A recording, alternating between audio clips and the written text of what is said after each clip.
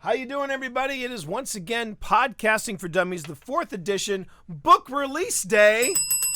Woo! And we're pretty stoked about that. I am your host, T. Morris, and joining me on this, I'm Chuck Tomasi.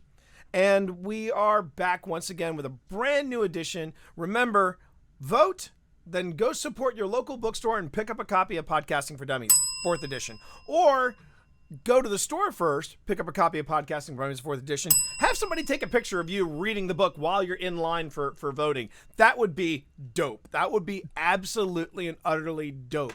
We will amplify that post. Yes, we will. Yeah, and if we get enough entries, we'll figure out doing some type of wacky drawing. I don't know what, but we'll think of something. Anyway, Chuck, we are here to talk a little bit about what's new in the 4th edition, because really that's everybody's big question. That's everybody's big question. Wait, I just bought Podcasting for Dummies, and now a new edition's coming out? And the answer is yes. So the question first is, okay, how much has changed between 2017 and 2020? COVID set aside. I like to think of this like an amusement park. No one would ever come back if there weren't new rides periodically. Amen. There's got to Amen. be that new hot roller coaster. Well, we've put our hot roller coasters into this book as well as painted up the old ones too. Exactly. I mean, to be fair, so, there was a huge gap between the second. This is the way I like to tell people. The first edition was brand spanking new, broke ground. Second edition was more like, there's some new stuff that's come out. Let's go on ahead and let's feature that. So it was really kind of a huge technology change between 2005 and 2008 as well. I mean, it wasn't just so much stuff. When I look at that first edition, going, remember the iRiver? Yeah. And then Zoom showed up. Yeah, but I still have my iRiver, believe it or not. I still have I have no idea if it works, but because is it? I'm sure it works. The problem is the software that bridged the iRiver with my Mac, that doesn't work. I know that for a fact. But yeah, I still have my iRiver just strictly as a prop now. It's what I call we called that back in the day, everyone, the podcaster's necktie. You could always find the podcasters at Dragon Con because they would have the iRivers around their neck. And yes, I was one of those podcasters that after imbibing a little too much at Dragon Con, the next morning, I look down and I go, why do I have a 5-hour audio file on here? And then I go back and I listen. And sure enough, I'd forgotten to turn off record. And I picked up where I go into the men's room. I'm like, oh my God, I think I'll edit this part out. So there you go. That's not as bad. I mean, I'll put that as in a second place. The first place is when you have the Zoom H2 and you forget to hit the record button for the second time. Oh, the first tap is standby mode. Ouch. And you've recorded that 45-minute interview with the personality or celebrity you wanted, and you've been waiting your whole life, and then you go, it still says 0 and it's blinking at me. Can we do that again? That's it, man. Game over, man. It's game over. Yeah, that's rough. That's rough. We'll get into the checklist in a future chapter. Yeah. Oh, yes. We will definitely do that. Yeah. Company still included. I fall victim to things as simple as, did you check how much space is on the SD card before you started recording? So the jump between book 1 and book 2, it was significant because like iRiver in the first book, iRiver was the big book, was the big toy that we all had. And then Zoom came along and they changed everything with the H4 and the H2. Then there was then when people say, okay, so you had the first and second edition, then there was the third edition. The third edition was not an update. That was a rewrite. That was a full-on rewrite. It was the bones are good, but we're gutting this house. And that was edition 3. Now we get to edition 4. Now edition 4 does feel like it feels like a bit of a nip tuck. You know what I mean? It didn't feel that way when we were writing it. No, we didn't. No, especially when it came to checking the images and making sure that we had permission to use them. It was more about it was more about though I really think we talked more about workflows, and we talked more about. Actually, I remember one of the first things we removed from the book, and I remember just having absolute joy in removing it, and it was saying that phrase of you do not need an iPod to listen to a podcast. There were a number of things that held on from first and second edition, and even into the third that were still there. My wife, God bless her, is sort of our final copy editor after the editors get done reading it. Right. And she would find things. She went back and checked every URL, Yep. every name. We had a name error that has been in there since the first edition. So yeah, this was a thorough, let's really scrape the paint and put on a new layer before we just spray over the old stuff. It was, pardon all the metaphors, but some people are listening to this in audio, they need some visual cues.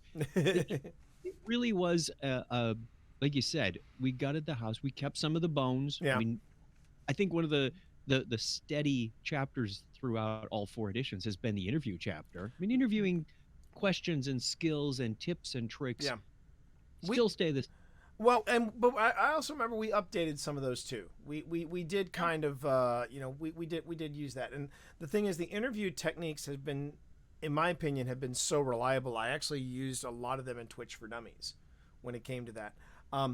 Real quick though, Drafty in chat just said, I heard a podcast where they each were recording locally. One muted the call but forgot to mute the recording, and they let him go to the restroom in the cast. You got to be careful about stuff like that. You really do. Oh, I'm always reluctant to. Oh yeah. Where's the laptop? Which way is the camera pointing?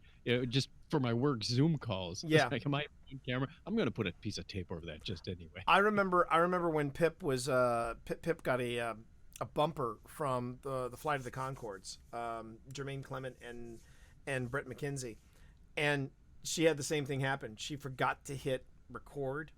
And they did a bumper for her, and she said, "I forgot to hit record. Would you mind doing it again?" And they just kind of stared at her like, "You're so darling." She flashed those baby blues at him, and they were done.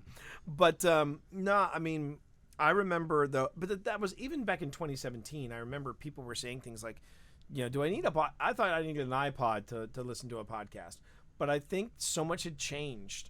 Especially between it felt like between 2017 and 2020, suddenly people were just, well, first off, one, they stopped making iPods. That's the first thing. Yeah.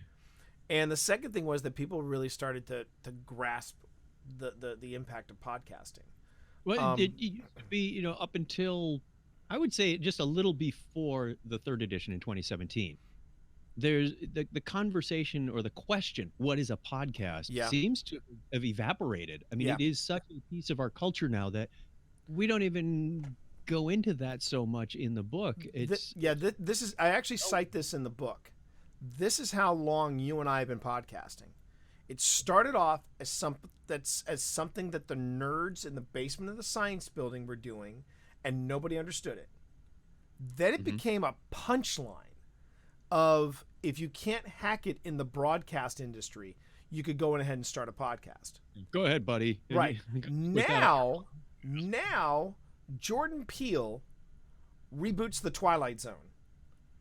One of his early episodes is Nightmare at 30,000 feet, where he does a retelling of Nightmare at 20,000 feet, but in this case, the guy is listening to a podcast. And it's the podcast that's actually driving the protagonist to do all these stupid things. And the best part, when he listens to the podcast, it's the guy they hired was given one direction. You need to sound like Aaron Menke in Lore. Because he had that sort of voice, that Aaron Menke voice. And this is Lore. I mean, it was that. And I'm like, wow, we've come a long way. We have come a long way, baby, with podcasting. It really has permeated the pop culture. It really has. And just about every TV series that I watch has some mention or episode. There was an episode of The Blacklist in season 6, 5, 6, whatever. I love Spader in The Blacklist. I was doing a podcast about a guy who's wrongly accused of murder, and her podcast helped get him. Basically, it was Serial. It was Serial. Yeah, Yeah. So I mean, it was they keep up with the times, and we've got that. So it really, you don't have that conversation quite as much as we used to. Occasionally, there's still somebody who goes, "Explain to me what exactly is a podcast." That's one of the things we changed in this book. That got a major facelift because, and we had to. That was one of the other things that we removed, which was we drew that line in the sand, as we had said earlier in earlier episodes. We drew that line in the sand of like, all right, this is what is a podcast. You know, this is what a podcast is. And if you're doing anything else and you're calling it a podcast, stop doing that because it's not a podcast. And now we were just like, okay, things have changed. People are consuming media differently. Let's be honest. A podcast has changed, and we are changing with it. And I would say that, yeah, defining what a podcast is, I think we still said for the purposes of this book, this is what you need for a podcast. And we limited our and the main reason we also limited our podcast to focus just on audio is mainly because the new, and yeah, that was another thing that changed. There's a new 800-pound gorilla. Originally it was Altitude. Originally it was iTunes. Now it's Spotify. There ain't no iTunes anymore. That too. There ain't no iTunes, but Spotify is now the place where people are consuming podcasts. And we addressed that, but the thing that I like about Spotify is they've said, okay, if you want to have your podcast on, great, you just can't have video episodes, and okay, and so out of the pool. But yeah, I mean Spotify bringing on taking on podcasts, that was huge for us, and it just now Amazon's got podcasts as well. Yeah, so already the book's got a hiccup because that wasn't a thing. that's how quickly it changes, chat. That's how quickly it changes. While we were writing, there were a number of things that we had to go back. The other thing we did with the 4th edition is we stepped back and took another look at, this is a Dummies book, somebody who's getting started in it. What content in here is way too technical, because we're both technical people. We can get down into the weeds pretty fast.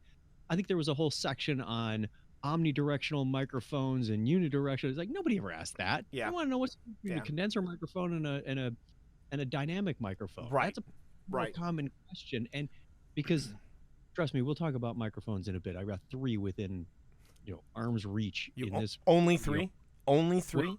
The other 17 in the closet behind me. You got to keep the desk clean for keyboards. Hey, look, I had so many microphones. I finally was like, screw it, I'm going to do a raffle. I'm going to sell them to fund other things. There you go. But we first have to get to that episode where you get to hear the different microphones. Oh yeah. I would also say that some of the other things that are new in the book,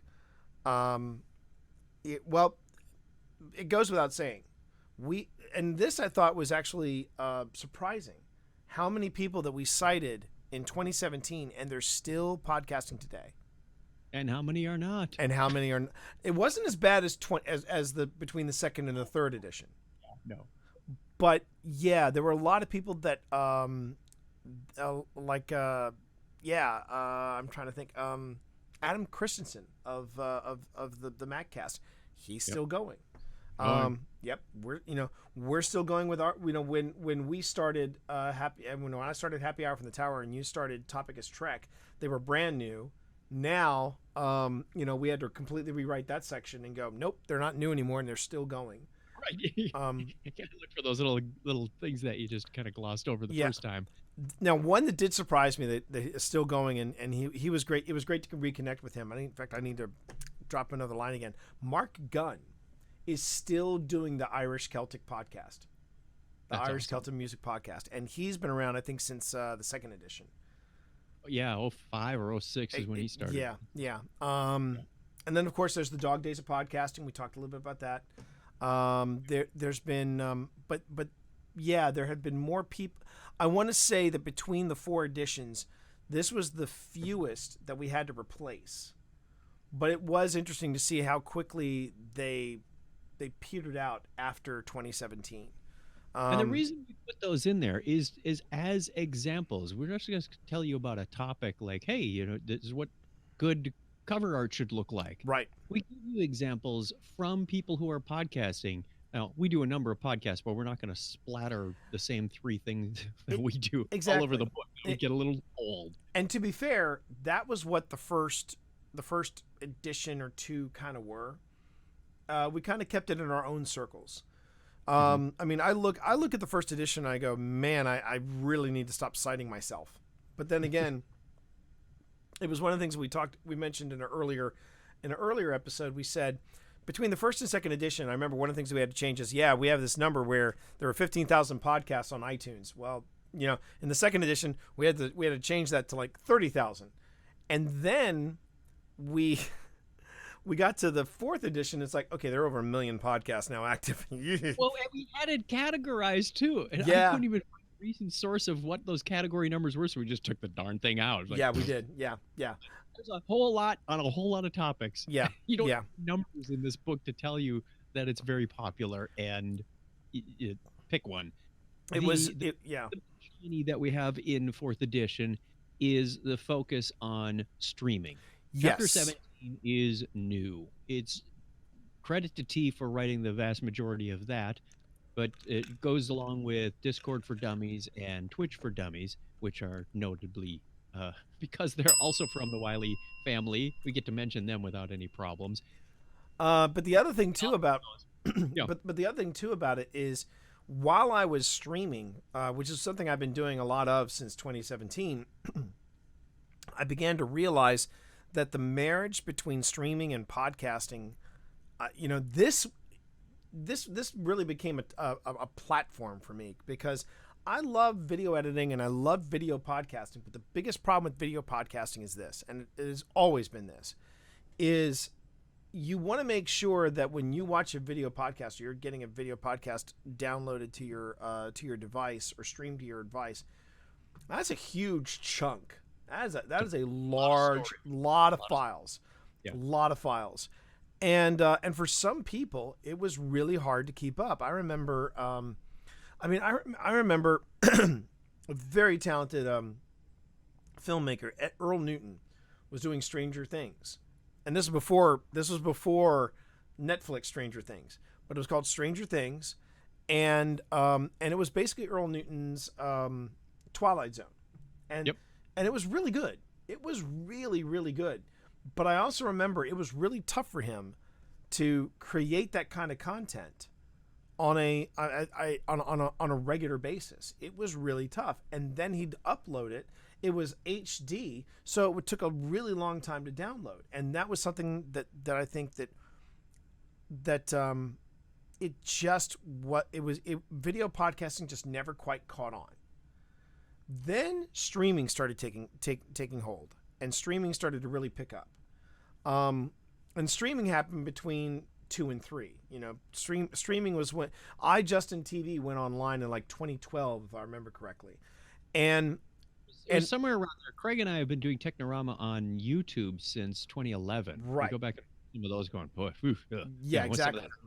And then I know we were doing something on Justin TV for a couple of years before that. Mm-hmm. So 2008, 9, 10, it was in there somewhere that we got online, and we certainly weren't newcomers to the table. But I think the game changer was really Twitch. Yes, and the thing about Twitch is that it really came through and created what we were really wanting in 06 and 08. There was an online service that I swear I knew other podcasters could get it to work.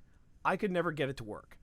And when I tried talking to them, they got a little curt with me, and I was like, okay, I think I'm done with this entire pursuit. But the thing that this software promised and never delivered with me and a few other people was the ability of creating a live show. What we're doing right now, where Chuck and I could come on and we could talk about podcasting, and then we'd have chat, and chat would ask us questions about podcasting in real time, and we'd interact with chat. There were people that really wanted that to happen, and yet there were so many different places that offered that ability, whether it was early streaming in '08, or whether it was various vendors that were like, oh, we can give you a live audience while you record, they never came through. Then Twitch found the magic bullet, and they made it work. And now I see people recording podcasts in real time, and they're interacting with chat. And I went to Chuck and I said, Chuck, bear with me, but I think this is what we need to do. Let's take out video podcasting. Let's put in a chapter on streaming and how it works into the podcast flow. And since even before I wrote that chapter for the 4th edition, I now stream all of my podcasts. Happy Hour from the Tower. The guys come in, or we get on Discord, and then we do it in real time. And then I remember introducing that to Pip, and Pip's like, I don't know if I want to do this. I don't know if I want to do this. Within 10 minutes, she was mugging to the camera. She was, she was giving winks to the camera, and I'm like, yeah, she's fine. She's fine. And now she is a regular streamer on my channel, and I think she has a bigger fan base than me. I'm just saying. And that's created a monster. I have. It's a Pip monster, but again, streaming is great because the other great thing about it is that you can record the show, and as it often happens, sometimes the recording will get borked. We have an entire section about that in the book too. But what's great about streaming is that you can basically pull down the stream, rip the audio, and you've got a backup recording all ready to go. So yeah, I really think streaming has completely changed the landscape of podcasting, and I think I'm starting to see more and more podcasters, people like Isolde Trachtenberg. I'm seeing Scott Sigler do it. I'm seeing more and more people start up Twitch channels, mainly because they're like, oh, this is great because now I can podcast with a live audience. Yeah, it's more interactive. It's more visceral to see somebody. It's like, hey, I only get to see Scott Sigler at cons. Yeah. Otherwise, it's in my ear holes. Yeah. But this way, you feel like you're having more of a connection with that personality. Exactly. So I know that was a big change, and then of course there's some of the new tech that's out there. I'm looking at one of the things that Blue Microphone sent me. It amazes me. It amazes me how far Blue Microphones have come in the past 15 years. I still remember those snowballs, and the pickups were a little dicey. Like you had to scream into it, and maybe it would pick up your voice. And then if you didn't have a fast enough processor, the latency was really bad. Now these things are just smooth. They are. The Yeti X is dynamite. That is a gorgeous, gorgeous mic, man, and and I love it. What are some of the tech changes you've seen? I think my favorite has to be the Rodecaster Pro. Yeah. All-in-one mixer, soundboard, recording device, USB, Bluetooth to your phone. It makes the interview process or having a remote host trivial. It really does. Wow. And you don't have to be an audio engineer to figure it out. They've really got this package nailed. It's been out for a couple of years. I think it came out just after we wrote the last book. They sent us an eval unit. I love it. I'm not using it because I have other equipment in the studio, but it's my backup plan, or it's my portable rig is really what it is now. I used to have this Tupperware box full of a Behringer, what was it, an 802 with an H2 recording device, and I called it my studio in a box.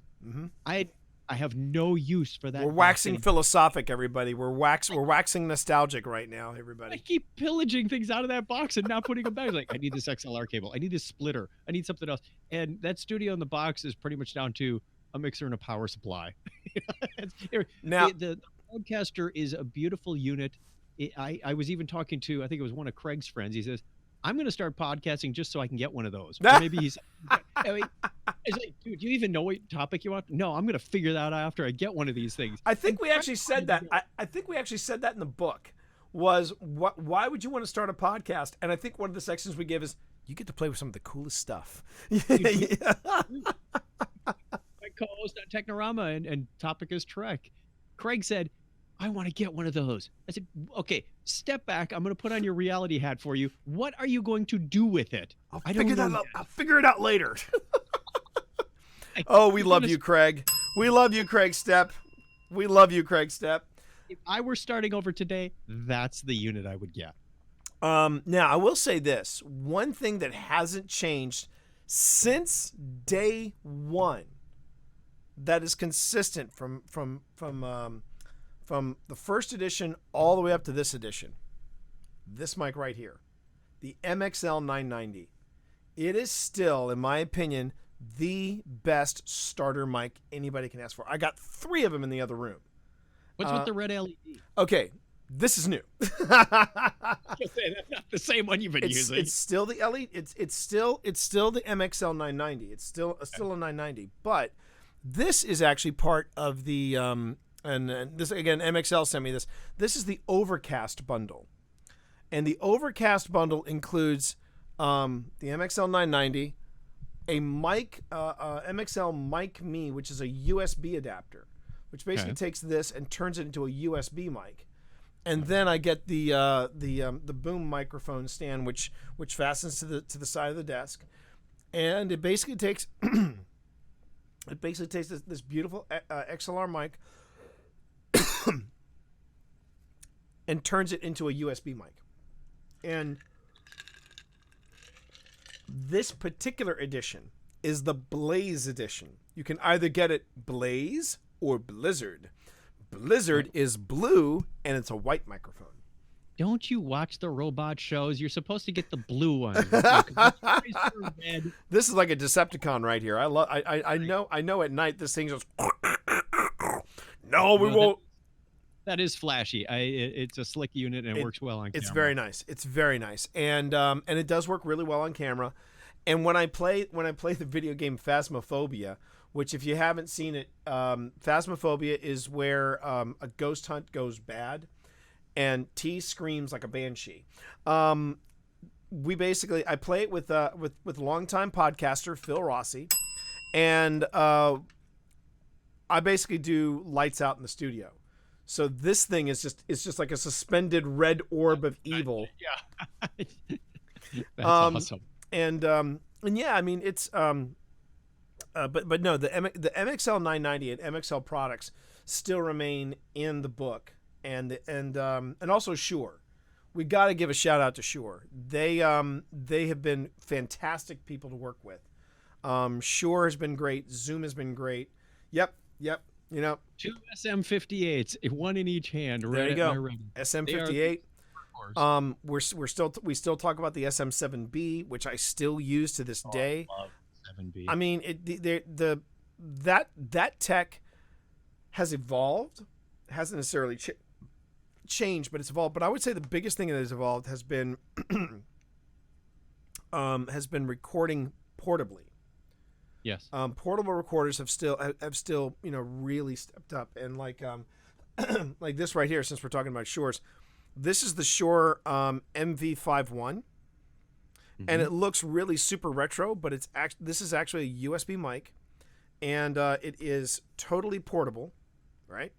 And this can actually plug into the Thunderbolt cable, of your iPad. And I've done portable recordings using my iPad and GarageBand and all these different things.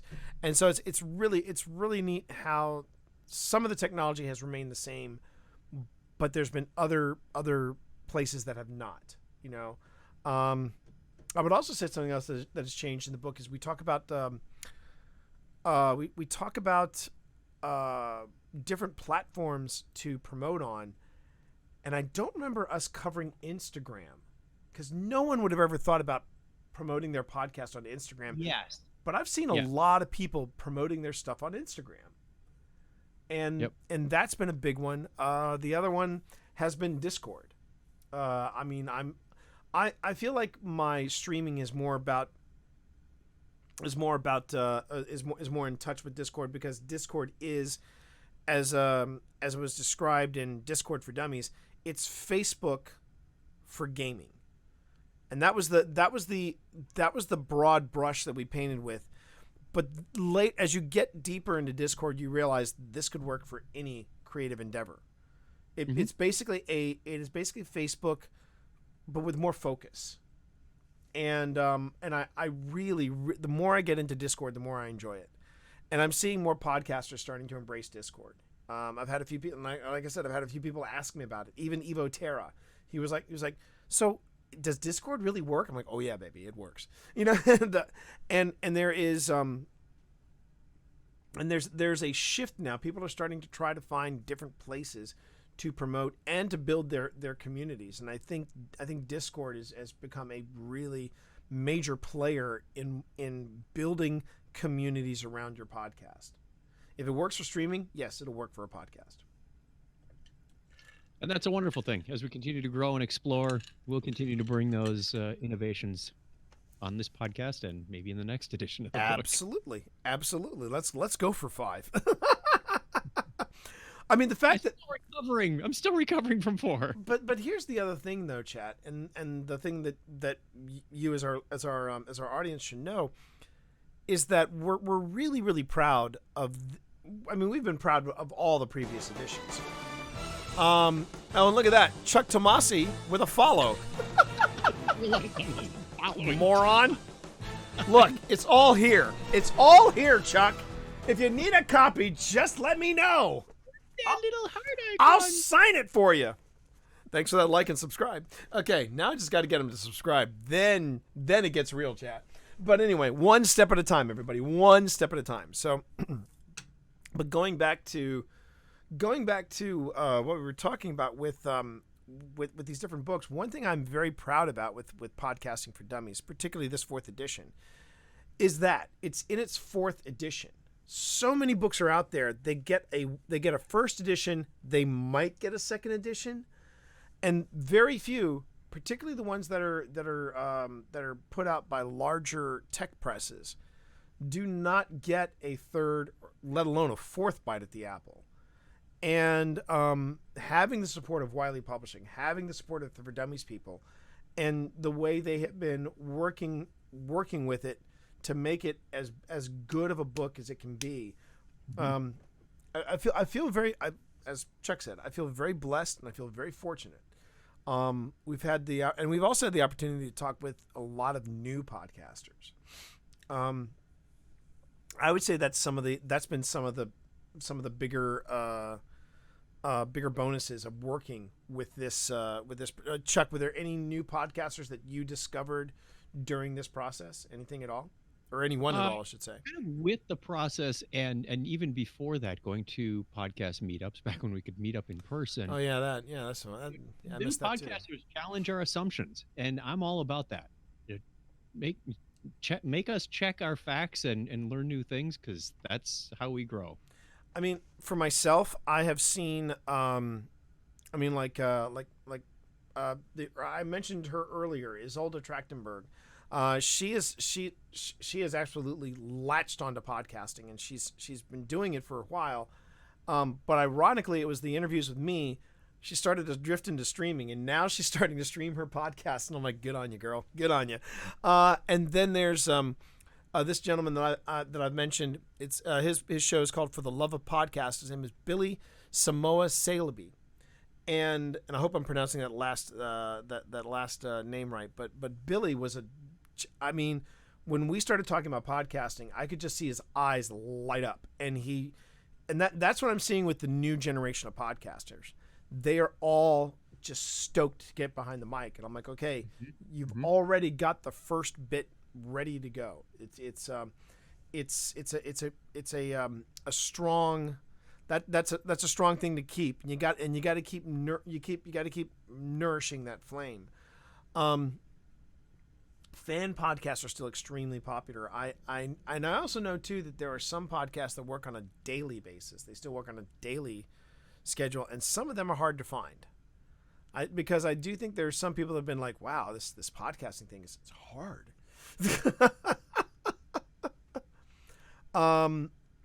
So what? Is there anything else in the 4th edition that you can think of that's been a major change, Chuck?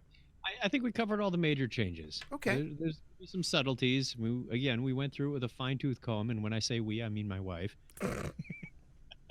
Funny. She did get a mention in the book this time. Oh yeah. We made Oh, sure yeah. she got on the credits page because, putting in some long, serious hours and That she did. any a conversation about, does this sentence sound right to you? Thank you, Miss Tomasi. So Nerd Girl did give a quick shout out that Mighty Networks is a good community. I'm not familiar with Mighty Networks. I don't know if you know about them, We'll Chuck, or check it not. out. But we will definitely have to do a deep dive and look into that. We're really excited about this new book. It is now, at the time of this episode dropping, it is currently out. So by all means, run out and get it. You can always take a photograph of, take a selfie of you reading the book while you're standing in line to vote. That would be awesome. That would be absolutely incredible. Think about it. You would not only be working to make your voice heard in democracy, but by the end of that wait, you'll be ready to launch a podcast. So hang on. There we go. That's the way to do it. But we would love to hear from you, chat. We would love to hear from you, our audience, through the podcast, also through the stream. If you want to join us live, best thing to do is to check and see if I'm going to be hosting another recording session of Podcasting for Dummies, the companion podcast, and that's at twitch.tv/TheTMonster.